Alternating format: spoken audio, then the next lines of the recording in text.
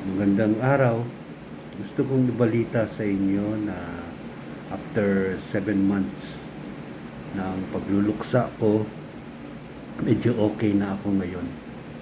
Nakapag-move forward ng unti. Hindi na madalas yung pag-iyak-iyak ko dahil sa pangungulila ko sa yumao kong misis na si Bina. Malaking bagay yung malakas kong pananampalataya sa ating Panginoon.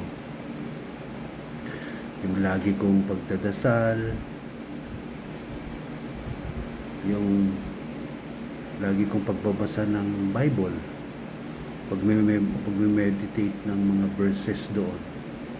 Tsaka yung pagtulong ng pamilya ko sa mga taong may sakit at mga nangangailangan. Kung matatandaan nyo, sinabi ko sa vlog number 1, never akong mag-move on. Mag-move forward lang ako, unti-unti. Ito, nakapag-move forward naman ako ng unti ngayon. Yung sa pag-move on, wala akong balak kasi mag-asawang uli o nakapagrelasyon sa ibang babae. Bago nilibing ang misis ko, binulong ko sa tenga niya na siya lang. Hanggang sa huling hininga ko, siya lang ang babae sa buhay ko. Gumawa ako ng listahan ng mga nalaman ko at natutuhan ko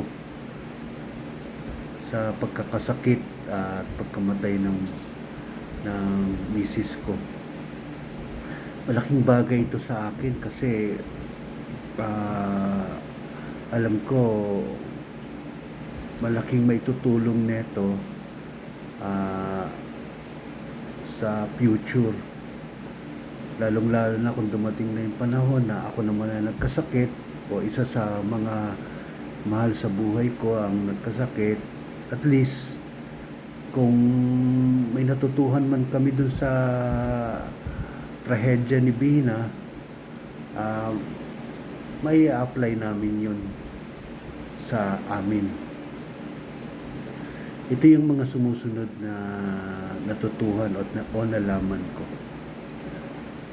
Una sa listahan, number 1, before traveling abroad, have a general medical check-up and get a medical insurance. Lahat kayong may balak magbakasyon sa ibang bansa o kaya may business trip kayo, siguraduhin nyo bago kayo magbiyahe, magpa-check up kayo sa doktor nyo. Maaring merong sakit kayo na hindi nyo napapansin na malala pala. So lesson na to sa amin yung nangyari kay Bina tsaka yung sa medical insurance, alam niyo bang sa airport pa lang pwede na kayong kumuha ng travel medical insurance. Yung bill namin sa Japan na umabot ng 8 to 9 million, kung may nakakuha kami ng medical or travel insurance doon, kinalculate namin mga 2.7 million lang dapat ang naging bill namin.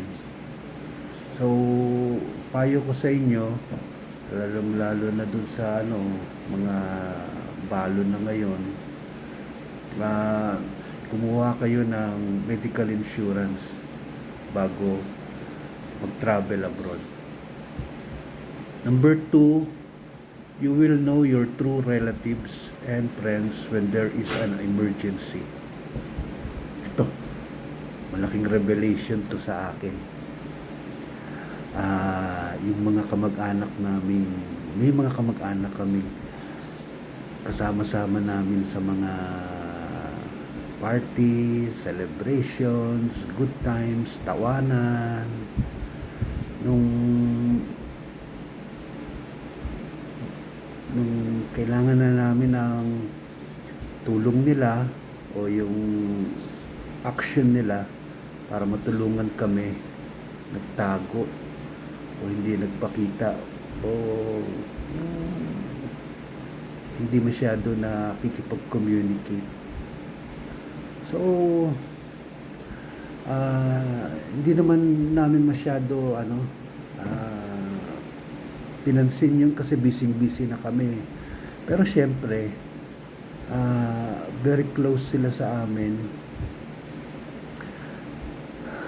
Kaya nasaktan kami. Hindi na ako hindi na ako magpapaligoy-ligoy. Nasaktan kami.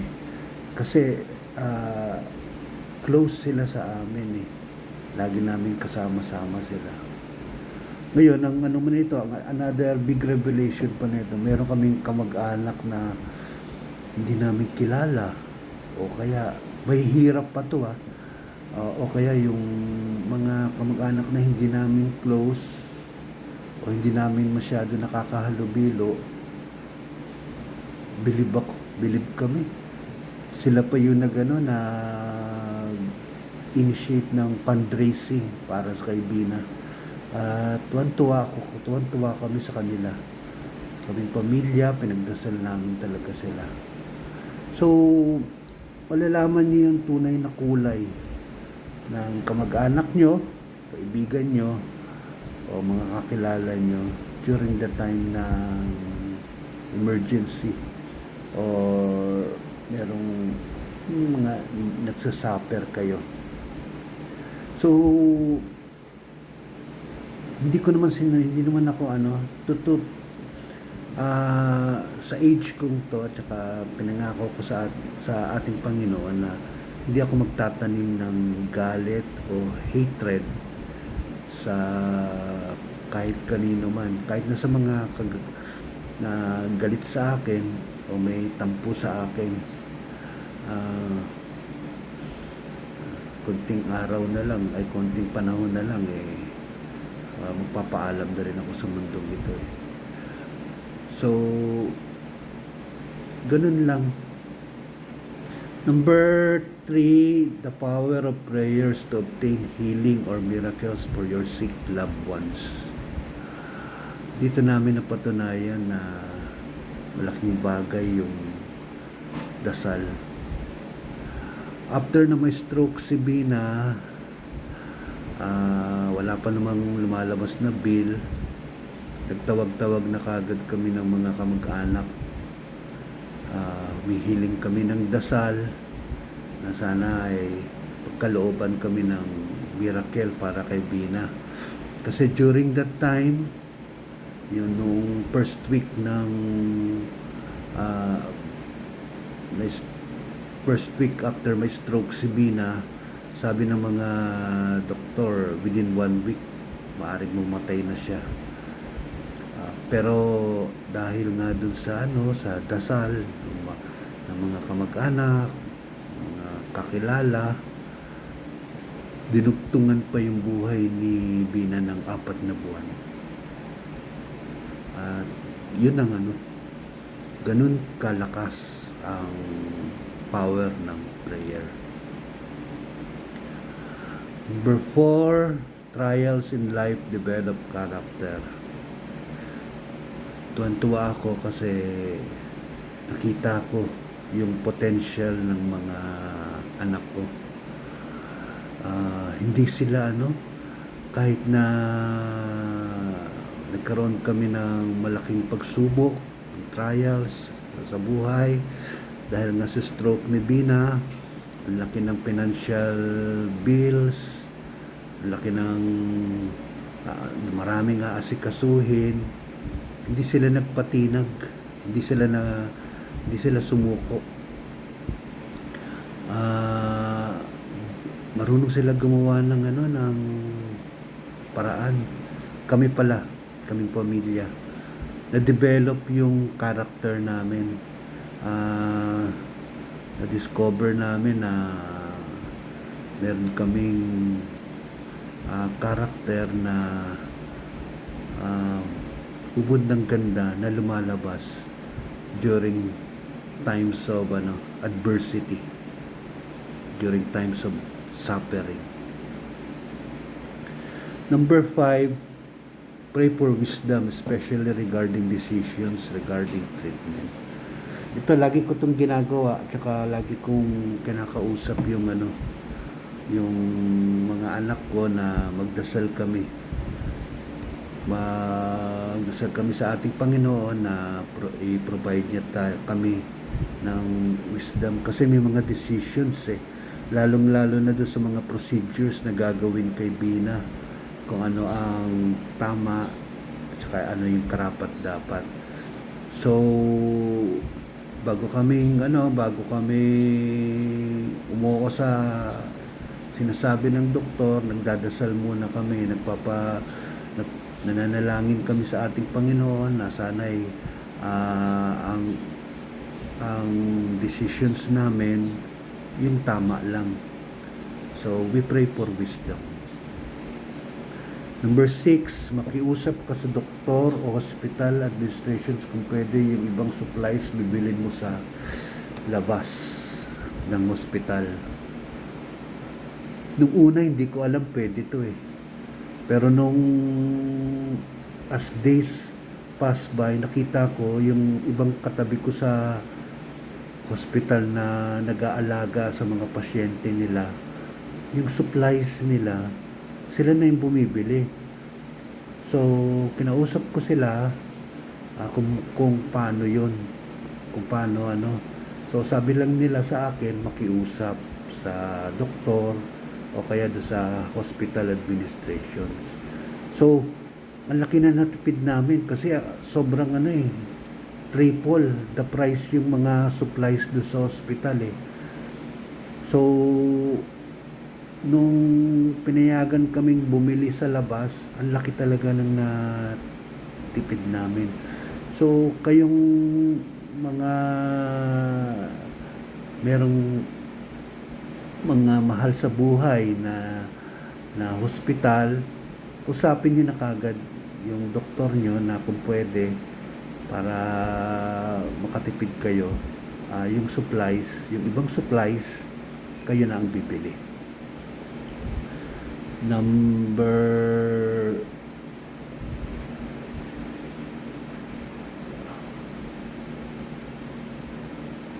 7, lagi mong i-check personally yung katawan o condition ng pasyente para malaman kung may bed sore na. Huwag pagkatiwala lahat sa doktor at nurses. Lesson na to sa amin kasi kampante kami na pagka tinurnover namin yung mahal namin sa buhay sa hospital, sila na bahala, aalagaan nila, pero hindi ganoon lalong lalo na kung sobrang dami ng ng mga pasyente, hindi na aasikaso ng gusto so it's up to us na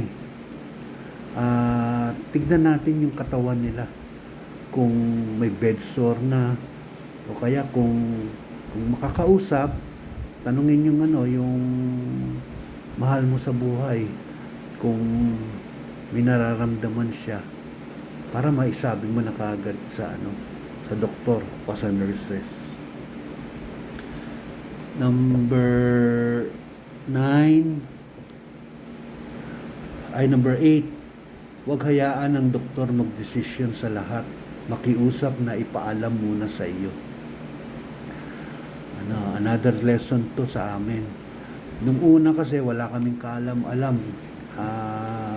Kasi first time talaga nangyari sa amin to, yung talagang major na na-hospitalize yung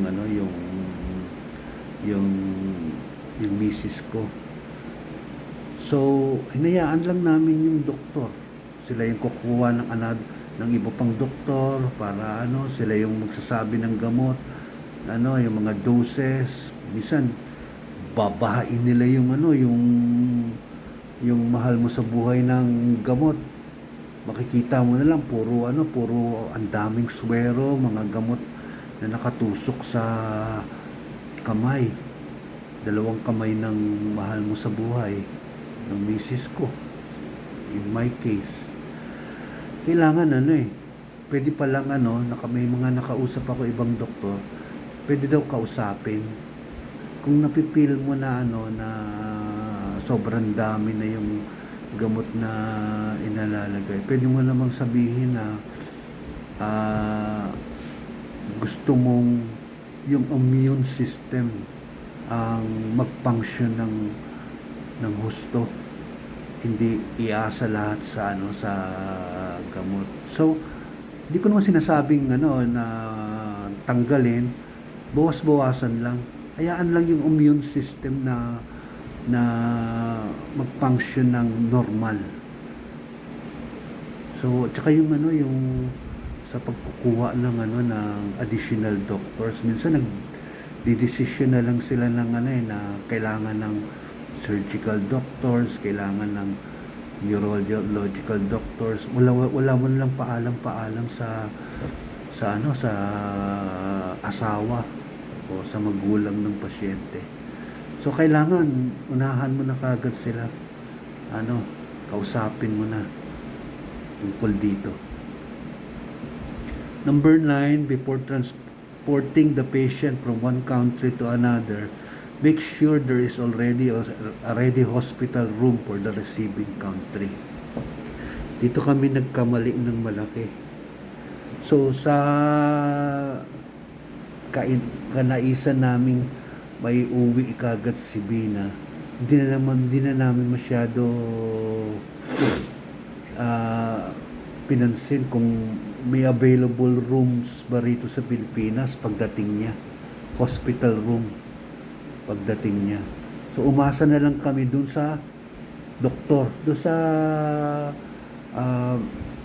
pinaka-doktor namin, yung tumitingin lagi kay Bina. So transport namin si Bina mula Japan patungo Philippine Heart Center. Doon nalaman namin pagdating ng Milaw Philippine Heart Center, punong-puno yung yung hospital. Ang daming nagkalat sa corridor ng mga ng hospital na mga pasyente. Wala daw available rooms para kay Bina.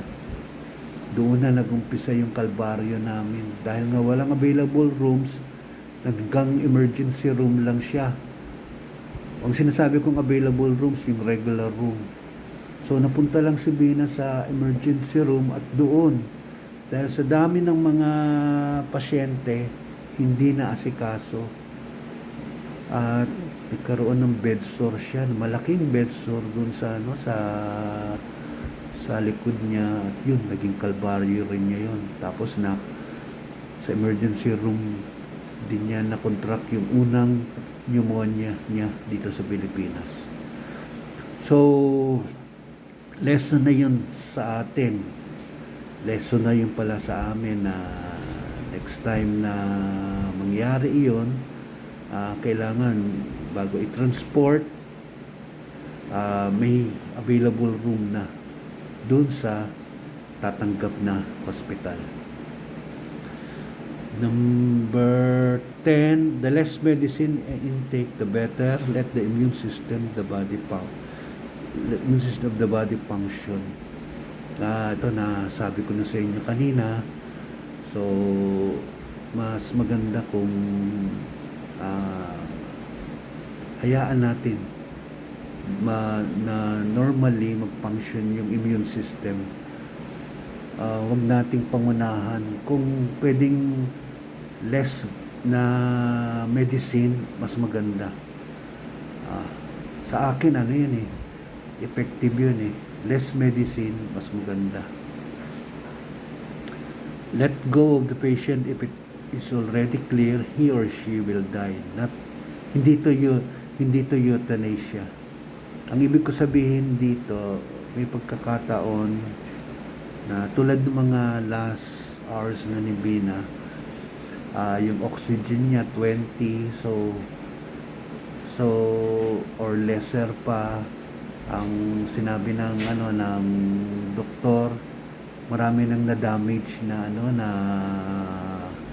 organs. Yung kidney niya daw na-damage na, yung sa utak na-damage na, yung sa heart, yun talaga grabe na yung yung condition niya sa heart.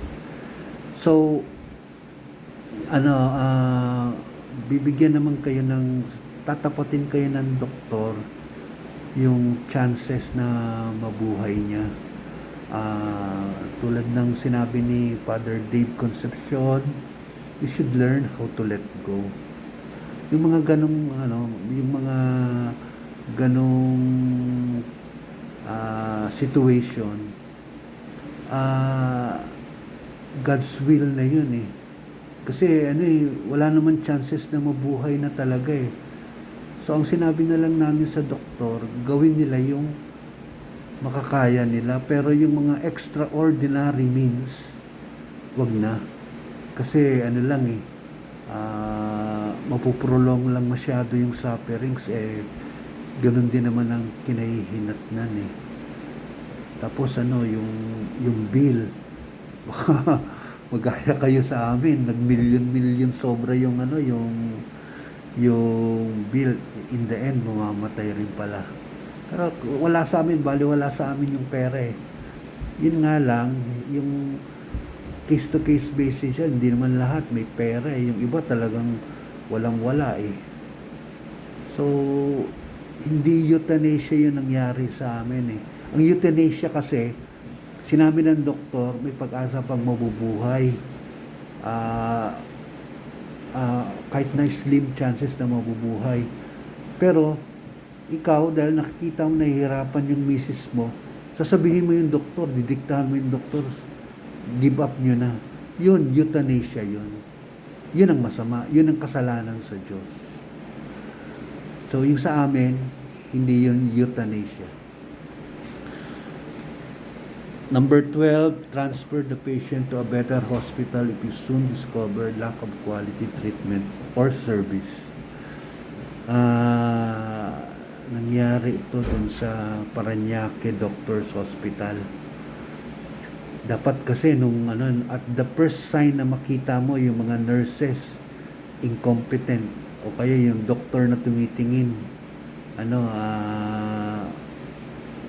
parang hindi masyado qualified o nakikita mo parang may maling ginagawa, magdesisyon na kagad kayo, ilipat nyo na kagad dun sa sa dating hospital nyo o kaya dun sa alam nyong hospital na may magandang service o may magagaling na doktor. Number 13, faith in God is a big help while you are mourning. Laking bagay kung may pananampalataya kayo sa ating Panginoon. Matatanggap nyo yung pagkawala ng na madali nyong matanggap yung pagkawala ng mahal nyo sa buhay kahit na ganon nyo kamahal siya. Naawa nga ako doon sa mga atheists kasi nga wala silang communications at saka connection sa ating Panginoon dahil hindi sila naniniwala. Usually ang recourse nila yung mga ganitong cases na nawalan sila ng mahal sa buhay, minsan nagpapakamatay sila which is wrong, which is a mortal sin. So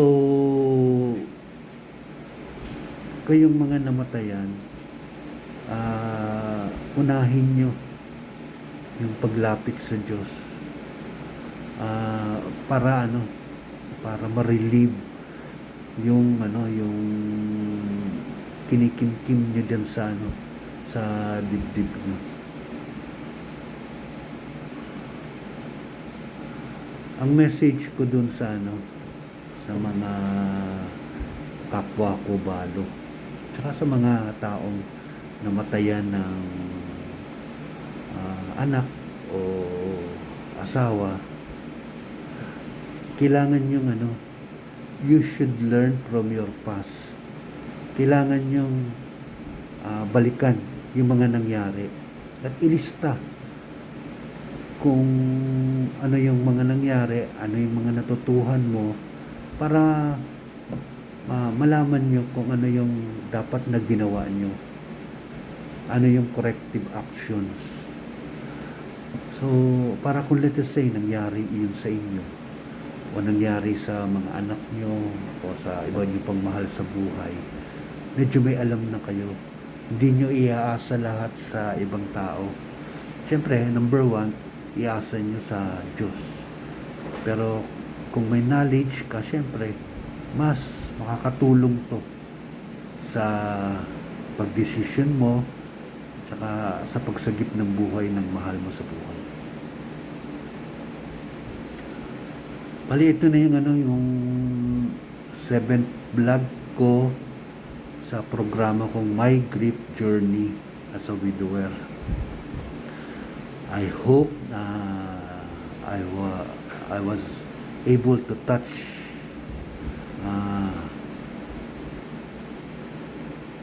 your heart through my stories and messages.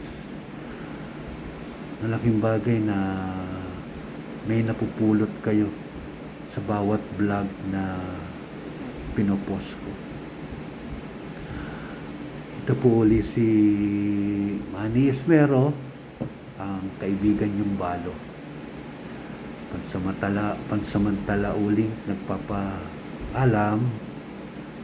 God bless.